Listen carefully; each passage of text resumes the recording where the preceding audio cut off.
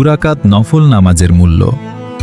একদা রাসূল সাল্লাল্লাহু আলাইহি ওয়াসাল্লাম একটি কবরের পাশ দিয়ে যাচ্ছিলেন। সাথে ছিলেন বহু সাহাবায়ে কেরাম।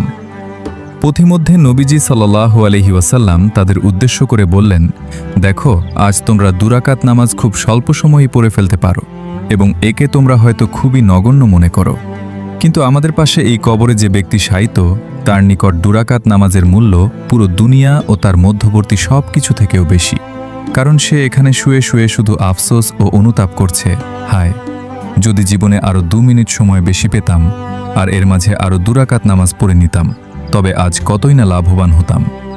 শিক্ষণীয় বিষয়, দুনিয়ার সবচেয়ে দামি জিনিসটাও কবরের মানুষের কাছে মূল্যহীন, আর কবরের মানুষের কাছে সবচেয়ে দামি জিনিসটা হলো দুরাকাত নফল নামাজ। আমরা যেটাকে মাত্র দুরাকাত বলে অবহেলা করি, ওটাই মৃত মানুষের একমাত্র আফসোস। সার কথা, সময় থাকতে সময়ের কদর করি আমরা। দুনিয়া চলে যাবে, কিন্তু দুরাকাত নফল নামাজ থেকে যাবে। আজকে সুযোগ আছে, কাল নাও থাকতে পারে। মৃত্যুর পর আফসোস করার চেয়ে এখন আমল করা 1000 গুণ ভালো। আমরা যেন সময়কে কদর করতে পারি। আর ভিডিওটি ভালো লাগলে অবশ্যই লাইক, কমেন্ট, শেয়ার করে পেজটি ফলো করে পাশে থাকবেন। ধন্যবাদ।